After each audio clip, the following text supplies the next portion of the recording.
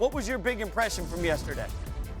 That nobody made or missed the playoffs in South Bend last night. That game is going to have to likely be replayed. That's going to mean a lot for Notre Dame. It's going to mean even more maybe for Clemson.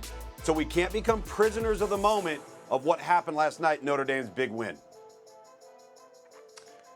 My biggest takeaway is the Irish made a huge statement last night. It was truly put up or shut up time for Ian Book and his entire team. They responded to every punch, every jab that the Clemson Tigers threw at them. They really demanded and commanded the entire line of scrimmage the entire game. I thought they did a great job of distributing the ball to their receivers. The defense played lights out. With or without Trevor, I think Notre Dame won this game, and they did it the right way. Heather, what do you think? Well, I'll build on what both of you gentlemen said and take it one step further. The ACC has two top 4 teams. I think that was clear in Clemson and Notre Dame only being separated by a touchdown in double overtime, but don't discount the possibility of 2 SEC teams because, guys, Florida's in control of the East on a collision course to face Alabama in the SEC championship game, and if they win, it takes one upset to see Alabama and Florida in the top 4 too. Tigers get a ton of credit, though. They won 39 consecutive regular season games, including 28 straight against ACC opponents, 25 of those in conference play.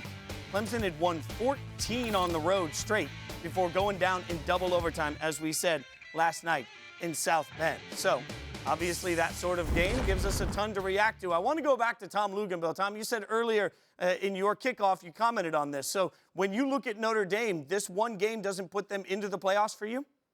I don't think it can. In a crazy up and down season like we're having, you've got to take each and every week and compartmentalize it because you don't know which team you're going to be playing with each and every week. Talking to coaches each week, preparing for games, they might find out on a Friday or a Saturday morning that they're going to be down 5 guys or they're going to be down 10 guys or maybe have to cancel a game. We don't know that. And so that's why I think you've got to take the win and take it with a grain of salt, not to in any way, shape, or form, take away from the performance, but what's in front of you. Number one, you got Boston College coming up. You can't be drunk off of this win versus Clemson. A lot of football remains to be seen. But I'll say this about Notre Dame.